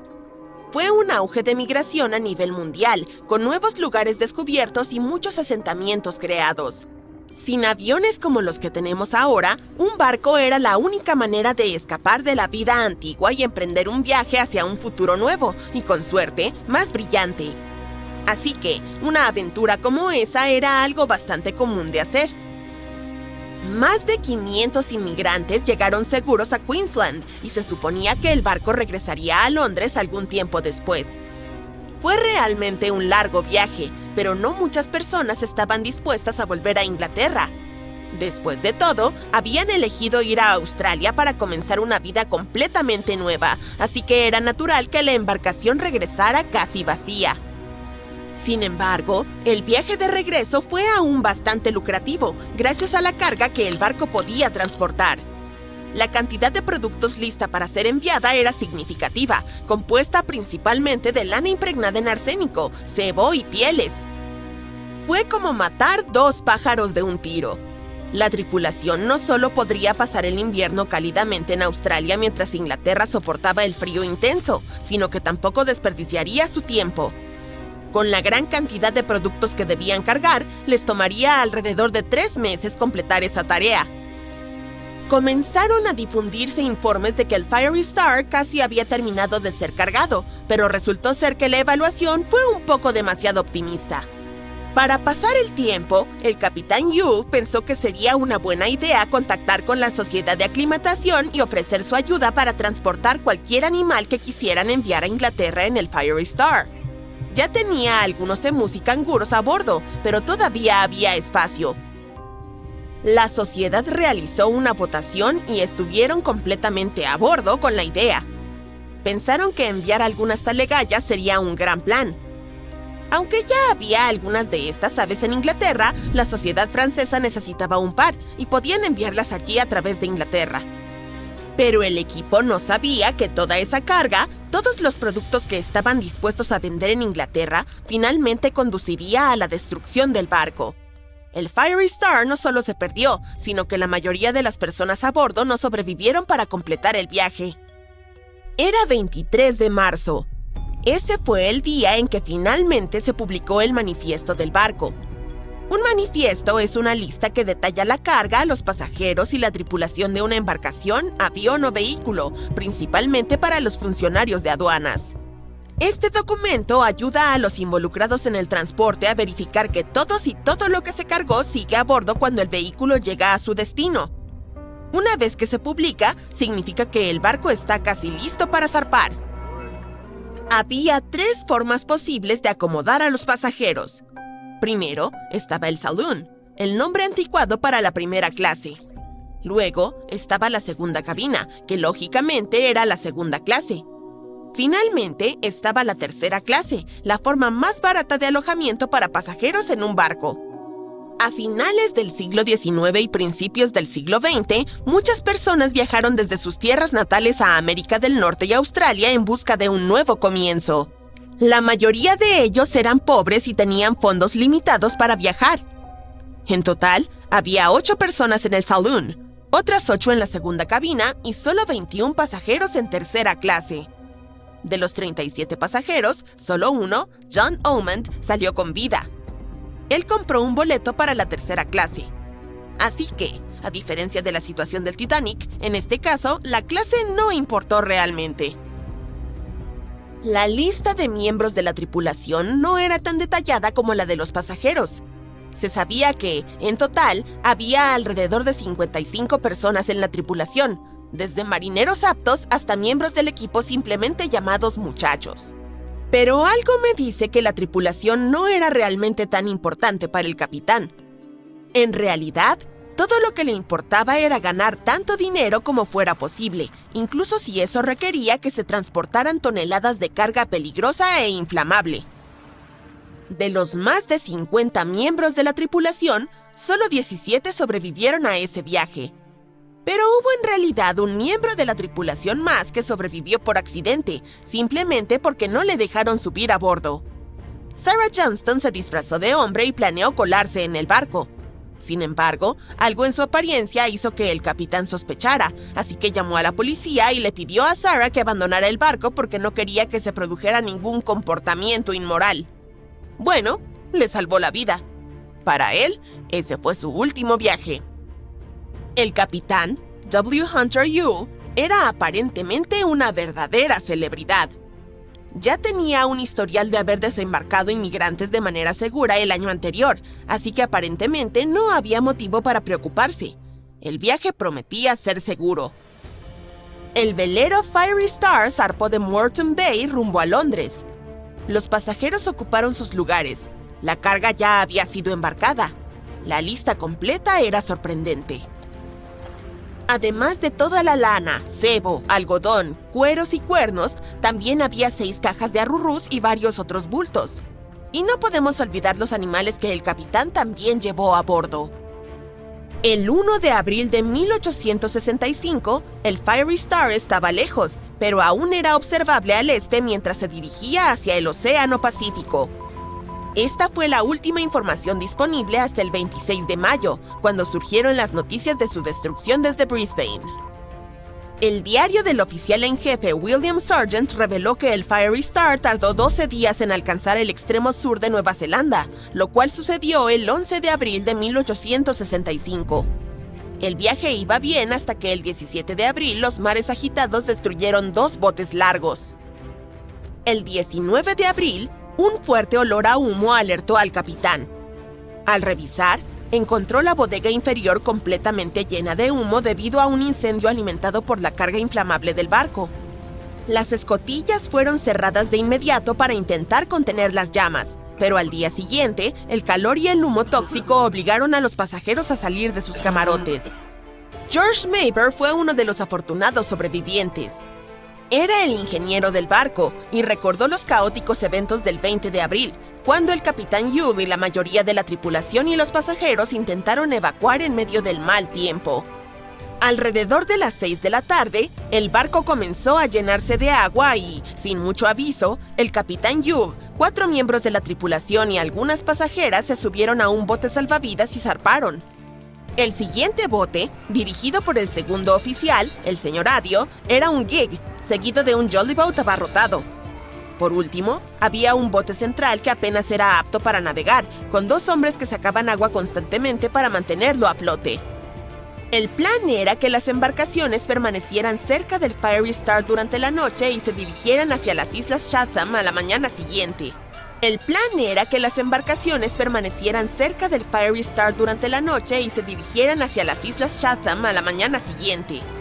Pero al amanecer del 21 de abril, los 4 botes habían desaparecido sin dejar rastro.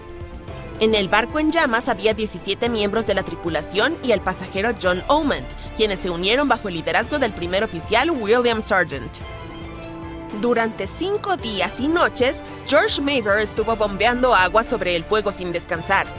Se ofreció voluntariamente a bajar por la escotilla de proa con una cuerda alrededor y un pañuelo sobre la boca.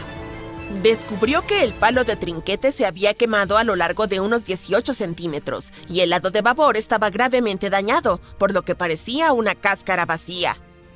Agotado, regresó en busca de aire fresco, pero luego volvió a descender junto al intendente Marshall para acceder a un tanque de agua. No pudieron abrir la tapa y mientras George se arrastraba sobre las pieles, sintió que se hundía. Cuando llegaron a la cubierta, se desplomaron por el cansancio.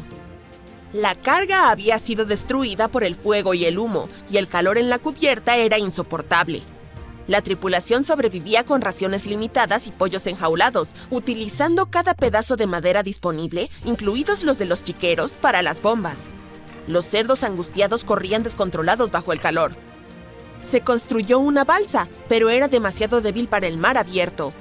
Dormir era esquivo y la tripulación había perdido todo, con solo esperanzas de llegar a tierra o encontrarse con otro barco. Finalmente, el Dauntless apareció y envió un bote salvavidas.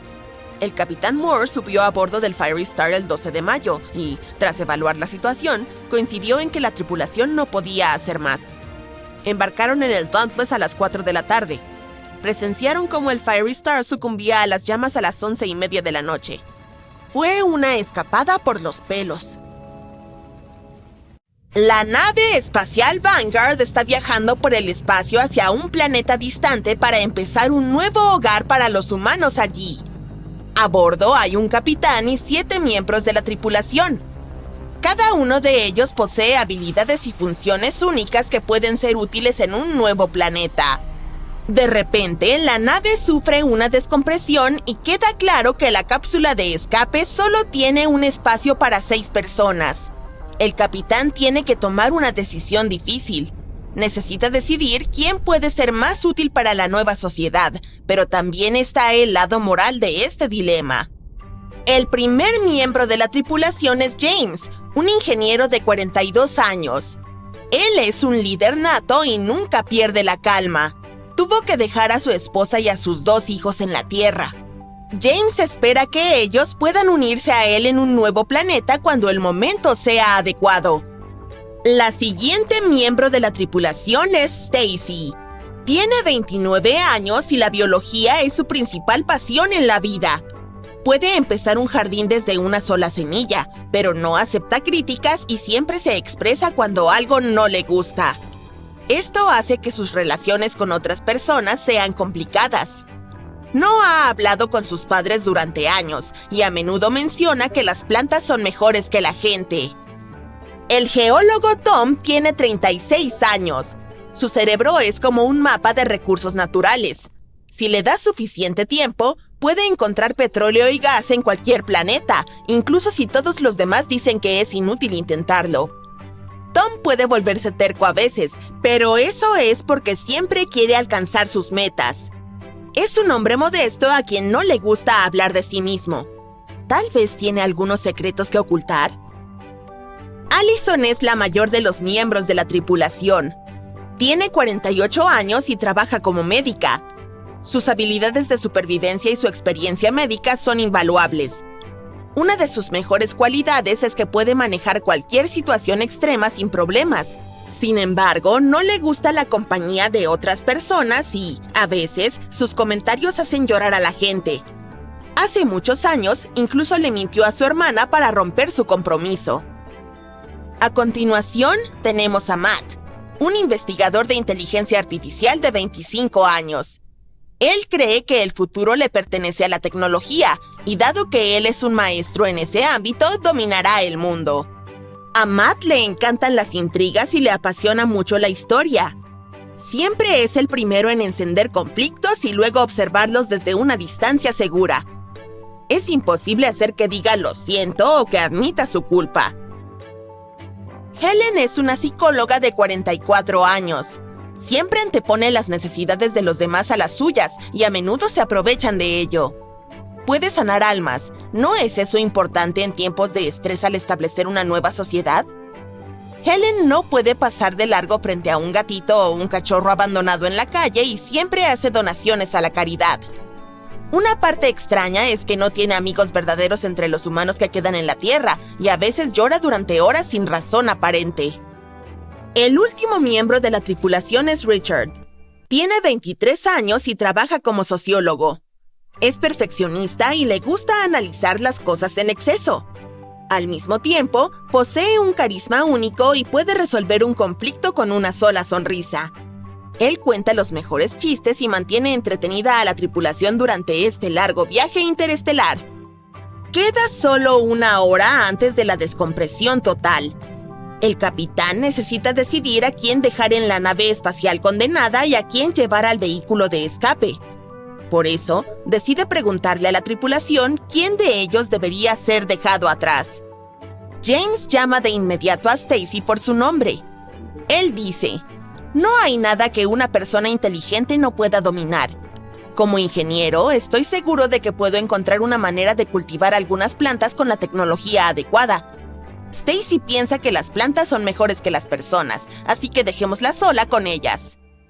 Stacy duda, pero finalmente dice: "Richard es un buen chico y siempre puede hacer un buen chiste, pero ¿es realmente la habilidad más necesaria en un planeta deshabitado en el espacio?"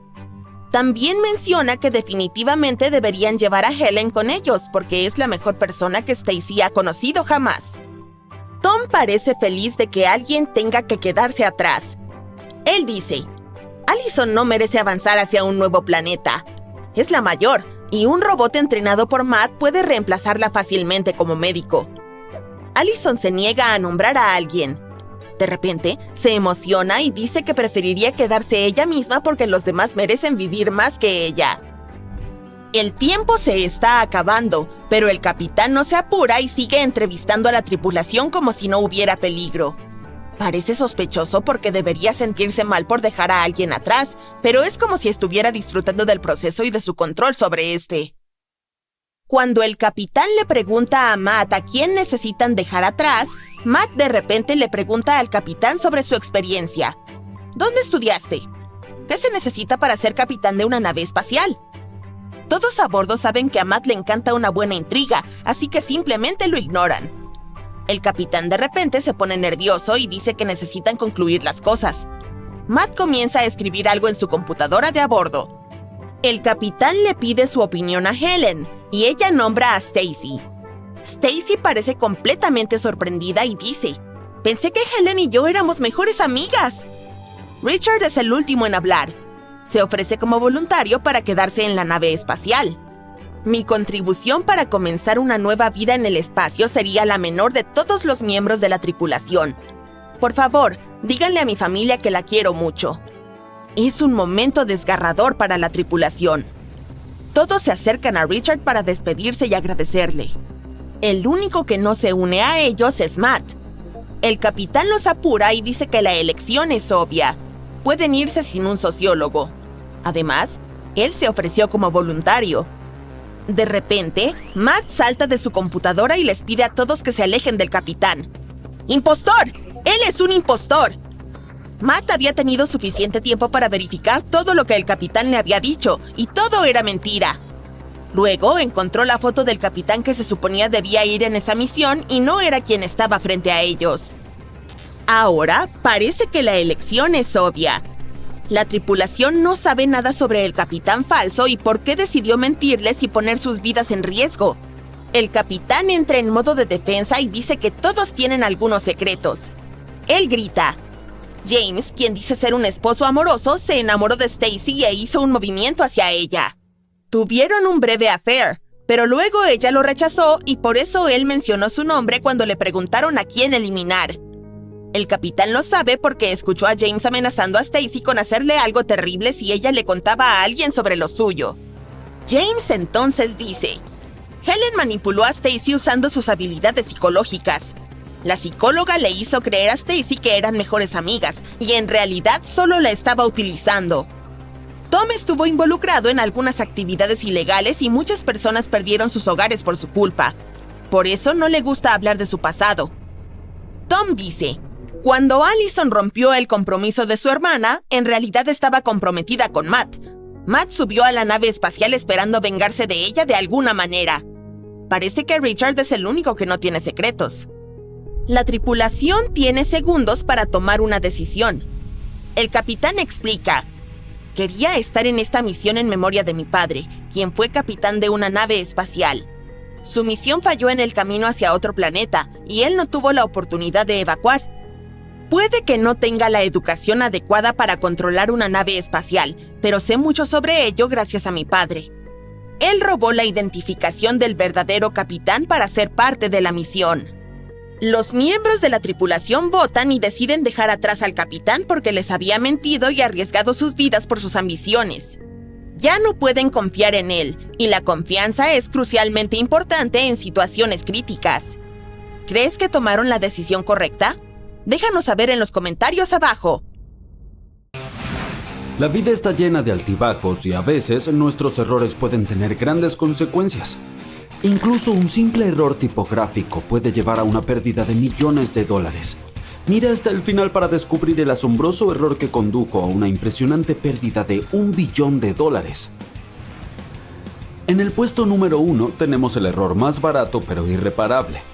Todos sabemos que los artefactos antiguos se consideran muy valiosos y los curadores de museos trabajan arduamente para preservarlos en óptimas condiciones, ¿verdad? Un incidente ocurrió en 2015 en el Museo Egipcio de El Cairo, cuando una máscara funeraria que le pertenecía al rey Tutankamón fue dañada accidentalmente porque su barba se aflojó.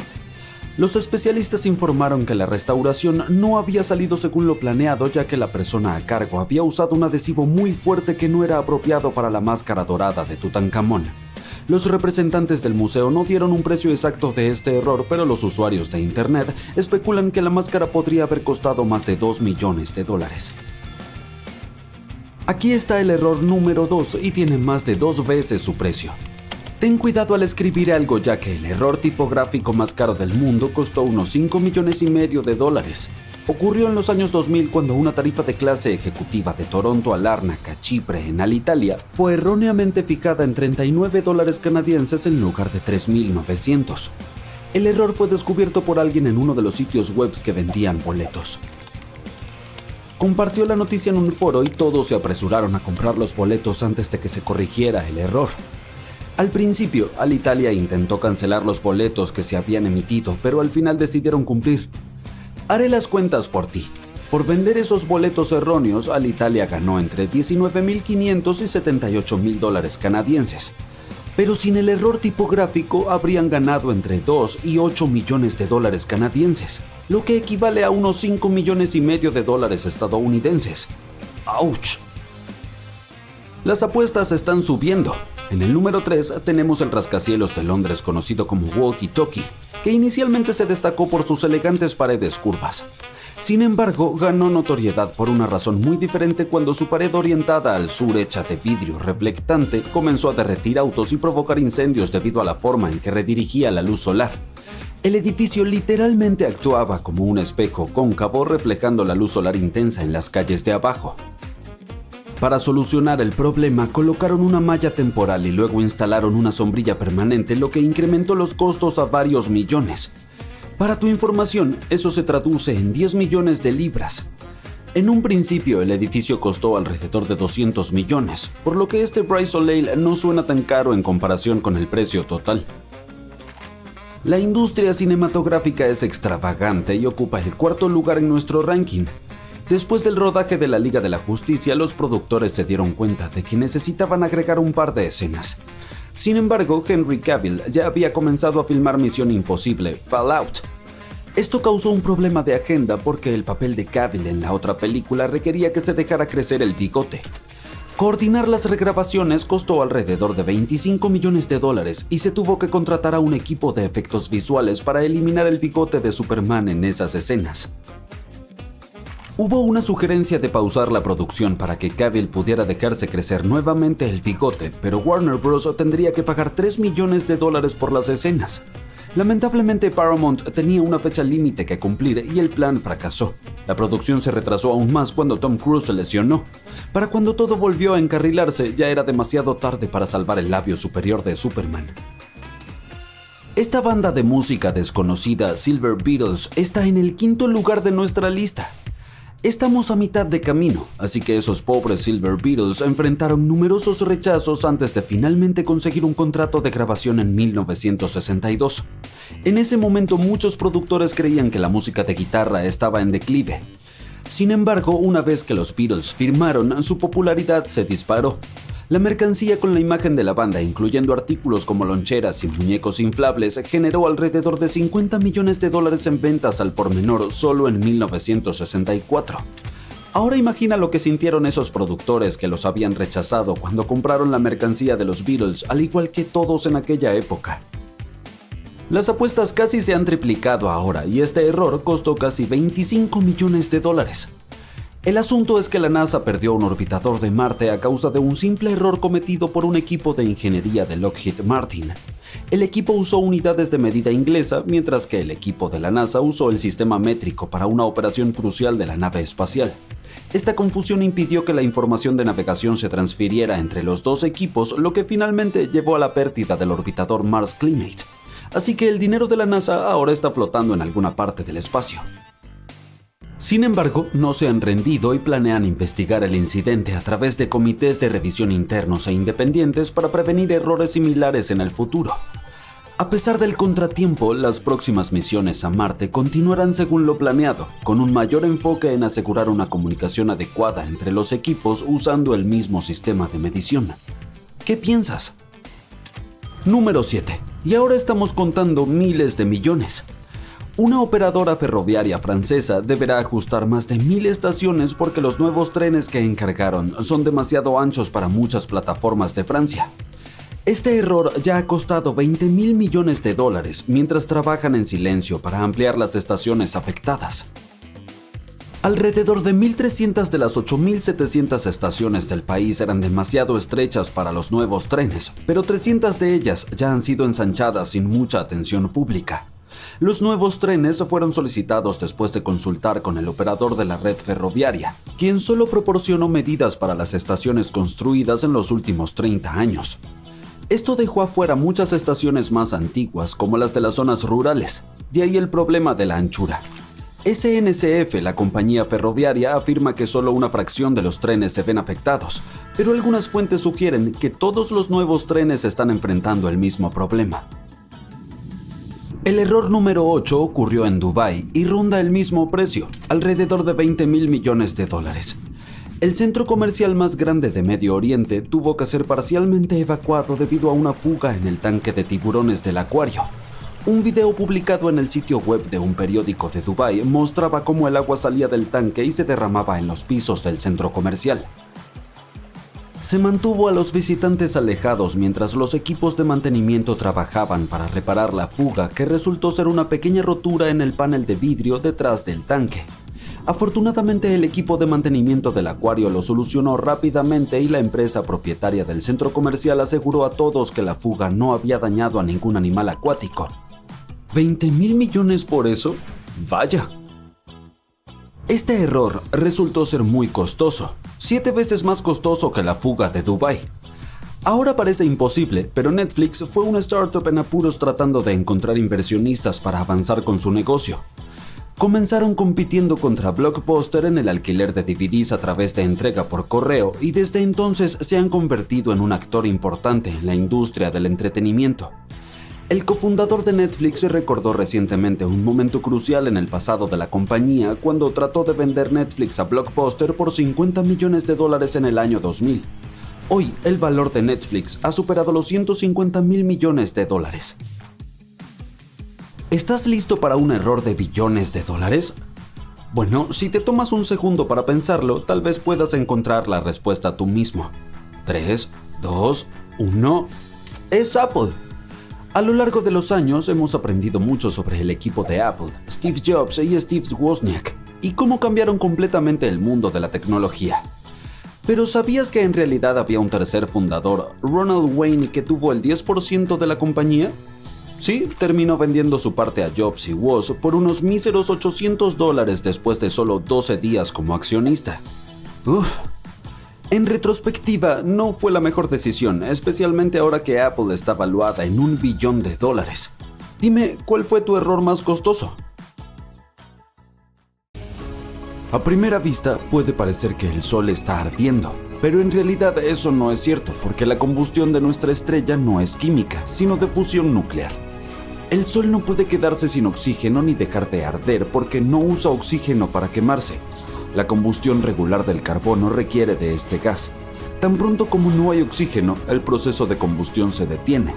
Imagina una vela. Si la cubres, ya no tiene el acceso al oxígeno y el proceso de combustión se detiene.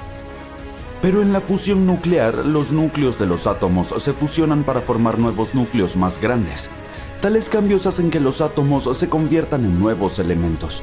La fusión nuclear no requiere oxígeno ni ningún otro material. Solo presión o calor para acercar los núcleos de los átomos lo suficiente como para que superen su repulsión electrostática y se unan en un solo núcleo. En 2011, 2 equipos de astrónomos descubrieron una nube de agua flotando en el espacio abierto. Fue el mayor y más lejano reservorio de agua jamás detectado en el universo. Era una nube de vapor de agua que rodeaba un enorme agujero negro llamado cuásar a 12,000 millones de años luz de la Tierra. El entorno alrededor del cuásar debe ser único para producir de alguna manera masas tan gigantescas de agua. Se formó por ondas de energía que colisionaban átomos de hidrógeno y oxígeno juntos. La nube contiene 140 billones de veces el volumen total de agua en nuestro planeta.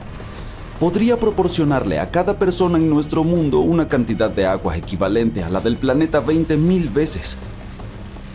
Aún más impresionante, los astrónomos creen que esta nube de agua apareció solo 1.600 millones de años después del origen del universo. Los científicos la consideran otra demostración de que el agua existe en todo el universo y estuvo presente ya en sus primeros días. Al mismo tiempo, antes de este descubrimiento, los investigadores nunca habían encontrado vapor de agua tan atrás en los inicios del universo. Hay agua en nuestra galaxia, la Vía Láctea, pero la mayor parte está congelada en forma de hielo. No solo hay agua flotando allá afuera en el espacio, también hay alcohol. En 2009, unos científicos estaban examinando una enorme nube de gas y polvo en el centro de nuestra galaxia cuando se toparon con una sorpresa. Había fomiato de etilo dentro de ella. Este químico es responsable del sabor dulce de las frambuesas. También encontraron otra región interesante. Esta estaba llena de alcohol etílico, el mismo tipo que se encuentra en muchas bebidas. En el polo norte de Saturno, una tormenta misteriosa está rugiendo. Es gigantesca. Abarca un área más grande que nuestro planeta. Además, posee un hermoso pero desconcertante patrón hexagonal. Nadie ha entendido aún por qué la tormenta tiene una forma tan extraña. Después de que el hexágono fue descubierto en 1987, permaneció oculto en la oscuridad hasta el momento en que la luz solar lo expuso de nuevo. Poco después, la nave espacial Cassini, diseñada para explorar el sistema de Saturno, proporcionó una serie de imágenes cautivadoras e incluso un video de la tormenta. resultó ser colosal en tamaño. Se estima que su profundidad es de alrededor de 290 kilómetros y el ojo de la tormenta es 50 veces más grande que una tormenta típica en la Tierra. Además, la tormenta está cambiando de color de azul a dorado. Vientos de hidrógeno y amoníaco la rodean y se desplazan a más de 483 kilómetros por hora. La tormenta tiene varios centros. Algunos se mueven en sentido horario y otros en sentido antihorario. El mayor vórtice parece ser blanco y es 2 veces más grande que un huracán estándar en nuestro planeta. En cuanto al hexágono en sí, es una corriente de chorro compuesta por gases atmosféricos. Los expertos se refieren a él como solo una corriente de aire y características meteorológicas. Pero hay un detalle intrigante: un vórtice que se encuentra a una altitud más alta que las nubes de Saturno. Parece una estructura grande y elevada. Las auroras de Saturno, desencadenadas por el campo magnético del planeta, están ubicadas sobre el hexágono, lo que le da una apariencia mística. Los astrónomos han encontrado un gigantesco volcán probablemente activo cerca del ecuador de Marte. Literalmente estaba escondido a plena vista. Es antiguo y está erosionado, pero parece que aún sigue funcionando. Incluso podría haber restos de hielo glaciar cerca de su base. Por eso, este descubrimiento podría señalar una nueva localización prometedora para buscar vida, así como un destino potencial para futuras exploraciones humanas y robóticas. La estructura aún está esperando su nombre oficial. Por el momento se la conoce como Volcán Noctis. Alcanza una altura de 9.000 metros y se extiende a lo largo de un impresionante diámetro de 450 kilómetros. Un tamaño tan colosal indica que el volcán ha estado activo durante muchísimo tiempo. En su parte sureste hay un delgado depósito volcánico reciente y debajo podría todavía estar presente el hielo glaciar. A una distancia de 700 millones de años luz de la Tierra hay un agujero enorme. Un vacío absoluto sin galaxias, estrellas, planetas o asteroides. Literalmente nada. El vacío es una región aproximadamente esférica de unos 330 millones de años luz de diámetro. Nuestra galaxia, la Vía Láctea, podría caber allí miles de millones de veces. Ese es el misterioso vacío de Bootes. Se encuentra en la constelación de Bootes, el pastor que conduce el arado alrededor del Polo Norte. Al principio, este vacío tenía el nombre de la Gran Nada, pero más tarde se le dio su denominación actual. Ahora sabemos que las galaxias parecen una gigantesca telaraña. La mayoría de ellas son parte de estructuras largas llamadas filamentos. Estos se enroscan a través del cosmos y cuando se encuentran forman regiones con una alta concentración de galaxias. Estas zonas son lo que conocemos como cúmulos, pero entre estos cúmulos y filamentos hay enormes vacíos que apenas contienen galaxias. Estos vacíos en realidad constituyen casi el 80% del universo observable y la mayoría de ellos son enormes, de 30 a 300 millones de años luz de ancho.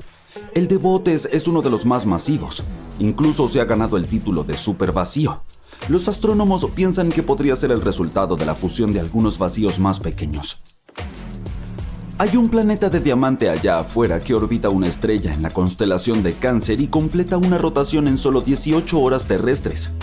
El nombre científico de este mundo distante es 55 Cancri E. Su radio es del doble del de la Tierra y su masa es 8 veces mayor. El planeta es extremadamente caliente. Las temperaturas en el lado diurno alcanzan casi los 2760 grados Celsius. Pero lo más increíble de 55 Cancrie es que, según algunos especialistas, al menos un tercio de la masa del planeta podría ser diamante. Eso equivale a alrededor de 3 masas de nuestro mundo. Vaya, suena como mucho dinero flotando allá en el espacio. ¿Qué tal si calculamos cuánto podría valer este planeta? Espera. Alguien ya lo hizo, y la cifra es astronómica, sin hacer juego de palabras. Es 26,9 nonillones. Y si estás tan confundido con este número como yo, es 26,9 seguido de 30 ceros. En comparación, uno de los diamantes más caros del mundo es el Cullinan. Cuesta la asombrosa suma de $2.000 millones, y su peso original era un increíble 3.106,75 quilates. Fue, y sigue siendo, el diamante en bruto más grande jamás encontrado. Posteriormente fue cortado en muchos diamantes más pequeños. El más grande de ellos es el Cullinan I, también conocido como la estrella de África. Tiene un peso de aproximadamente 530 quilates, pero imagina cuán más grande y expansivo es el planeta de Diamante. Las nebulosas son gigantescas nubes de gas y polvo, y algunas de ellas pueden tener formas realmente inusuales, como si estuvieran hechas de esta manera a propósito. Con el tiempo, la gravedad comienza a juntar estos cúmulos de polvo y gas. Crecen cada vez más y su gravedad se vuelve más poderosa. Un día esta masa se torna tan grande que colapsa bajo su propia gravedad y forma nuevas estrellas. Entre algunas de las nebulosas más hermosas que existen, debemos mencionar la de la mariposa. Su envergadura es de más de 3 años luz, y la estructura en su interior es una de las más complicadas jamás observadas. La estrella central, una enana blanca, está calentada a unos increíbles 250.000 grados Celsius. Esto significa que se formó a partir de una estrella gigantesca, probablemente de más de 5 veces el tamaño de nuestro Sol. La enana blanca está rodeada por un grueso disco de polvo y gas en el ecuador. Eso es lo que probablemente hace que toda la estructura se parezca a un reloj de arena o a una mariposa. La nebulosa del Anillo parece una gigantesca nube de polvo y gas que rodea una estrella vieja casi extinguida. A primera vista, sí, parece un anillo. Pero los astrónomos dicen que la nebulosa no es un bagel, es una dona rellena de jalea. Deben tener hambre. El colorido objeto del espacio profundo, a más de 2000 años luz de la Tierra, es en realidad un anillo que envuelve una estructura esférica azul. Cada extremo de esta estructura sobresale por los lados opuestos del anillo. Los pilares de la creación parecen algo de otro mundo. Míralos por ti mismo. Están ubicados a 7000 años luz de la Tierra en la nebulosa del Águila. Es un cúmulo joven de estrellas con apenas 5.5 millones de años. En escala espacial son apenas bebés. Una vez el telescopio espacial Hubble logró tomar una imagen de varias siluetas oscuras cerca del centro de la nebulosa. Y ahora puedes verlas con tus propios ojos. Esos son los llamados pilares de la creación, una región activa de formación estelar. Mira esta imagen famosa. Los colores azules representan oxígeno, el rojo es azufre y el verde significa la presencia tanto de hidrógeno como de nitrógeno. Los pilares también están bañados en la luz ultravioleta proveniente de un cúmulo cercano de estrellas jóvenes. Por desgracia, los vientos de esas estrellas están lenta pero constantemente erosionando las magníficas torres de gas y polvo. Lejos en el espacio, una fantasmal galaxia superantigua flota completamente sola. Brilla con un tenue destello de luz estelar y apenas ha cambiado en miles de millones de años. Los astrónomos no tienen idea de por qué está ahí o cómo se formó. Conoce a DGSAT-1, una galaxia fósil viviente. Es tan grande como la Vía Láctea, pero es casi invisible porque sus estrellas están distribuidas de manera increíblemente dispersa. Lo que hace única a esta galaxia es que está completamente sola a diferencia de otras galaxias de este tipo que, por lo general, se encuentran en cúmulos. Esto podría significar que DGSAT-1 se formó en una era diferente, probablemente apenas 1000 millones de años después del Big Bang. Si es cierto, esta galaxia es un verdadero fósil viviente. Los astrónomos han descubierto el agujero negro estelar más masivo jamás encontrado en nuestra galaxia, la Vía Láctea. Este recién hallado monstruo espacial es 33 veces más grande que el Sol y se encuentra a 2000 años luz de nosotros. Hasta hace poco, el agujero negro estelar más grande hallado en nuestra galaxia tenía alrededor de 20 veces la masa de nuestro astro. En cuanto al agujero negro estelar promedio, suele ser aproximadamente 10 veces más pesado que el Sol. Científicos detectaron el enorme agujero negro después de que una estrella comenzara a tambalearse mientras orbitaba en esa área. El agujero negro recibió el nombre de Gaia BH3. La proximidad de este objeto espacial a la Tierra lo convierte en el segundo agujero negro más cercano a nuestro planeta jamás descubierto. El más cercano se llama Gaia BH1. Está a unos 1560 años luz de nosotros. Este vecino incómodamente cercano tiene una masa de aproximadamente 9.6 veces la del Sol. Eso significa que es mucho más pequeño que el agujero negro recién encontrado. Gaia BH3 está ubicado en la constelación del Águila. Desde la Tierra parece tener la forma de un águila. Curiosamente, los astrónomos no esperaban encontrar un agujero negro de gran masa acechando tan cerca de la Tierra y permaneciendo sin ser detectado durante tanto tiempo. Mira este maravilloso exoplaneta. Se parece a un enorme globo ocular suspendido en el espacio. Pero eso no es lo más impresionante. Este mundo distante, identificado en 2017, es uno de los lugares más prometedores para encontrar vida fuera del sistema solar. El exoplaneta llamado LHS 1140b muestra signos de tener un océano global cubierto de hielo. Es precisamente ese iris, una enorme región de aproximadamente 40.000 kilómetros de diámetro que mira constantemente a su estrella anfitriona. El planeta tiene un radio de 1,73 veces el radio de la Tierra y es 5,6 veces más masivo que nuestro planeta. El planeta de ojo gigante orbita mucho más cerca de su estrella de lo que lo hace la Tierra. Solo necesita alrededor de 25 días para completar una órbita completa. Si la estrella fuera similar a nuestro Sol, una distancia así definitivamente sería demasiado cercana para que apareciera vida en el planeta. Pero en su lugar es una enana roja fresca y tenue. Es por eso por lo que el exoplaneta se encuentra en la zona habitable de su estrella, donde no hace tanto frío como para que toda el agua de la superficie se congele, ni está tan cerca como para que esta agua se evapore. En este momento, LHS 1140b parece el candidato más prometedor para albergar vida en nuestro vecindario planetario. Las erupciones solares son estallidos extremadamente poderosos de radiación electromagnética que pueden durar desde minutos hasta horas. Ocurren cuando hay alguna perturbación magnética en el Sol. Entonces, las líneas del campo magnético en la atmósfera de nuestra estrella se enredan y se rompen. Esto libera grandes cantidades de energía excesiva, incluyendo radiación ultravioleta y rayos X intensos. Estas líneas torcidas aparecen en las manchas solares. Estas son regiones más oscuras y frías en la superficie del Sol. Se forman cuando los campos magnéticos que solían estar ocultos en el interior de nuestra estrella emergen a la superficie. En cuanto a las eyecciones de masa corporal que son lanzadas por las erupciones solares, son enviadas hacia el espacio. Impactan planetas, satélites y básicamente cualquier objeto en su trayectoria. Aquellas que cruzan la Tierra desencadenan tormentas geomagnéticas, las cuales en la mayoría de los casos resultan no solo en hermosas auroras, sino también en fallos en la red eléctrica y malfuncionamientos en los satélites. Todos estos fenómenos solares extremos, CME por sus siglas en inglés, manchas solares y llamaradas solares, se intensifican mucho más durante el pico del ciclo de actividad de 11 años del Sol. Este pico se conoce como máximo solar. Justo antes de este evento, el Sol aumenta su actividad. Empieza a escupir gigantescas masas de plasma ardiente, emite poderosos flujos de radiación y desarrolla manchas del tamaño de planetas.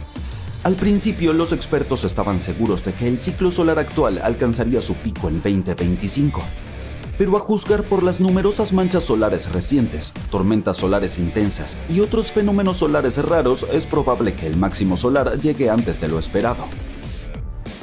Este planeta es tan liviano como una mota de pelusa pegada a tu chaqueta. En el mundo científico, su nombre es WASP 193b, pero lo llamaremos el planeta algodón de azúcar. Está ubicado a unos 1200 años luz de distancia de nosotros. Nunca lo veremos con nuestros propios ojos, pero los científicos dicen que es básicamente un primo más grande y esponjoso de Júpiter. Tiene una densidad extremadamente baja, combinada con otros factores como su alta temperatura y el brillo infrarrojo de su estrella anfitriona, lo hace especial. Curiosamente, el radio del planeta es solo 1,46 veces el radio de Júpiter, pero su masa es apenas 0,139 veces la de nuestro gigante gaseoso. ¿Podrías acercarlo aquí, por favor? Gracias. ¿Ves lo esponjoso que es?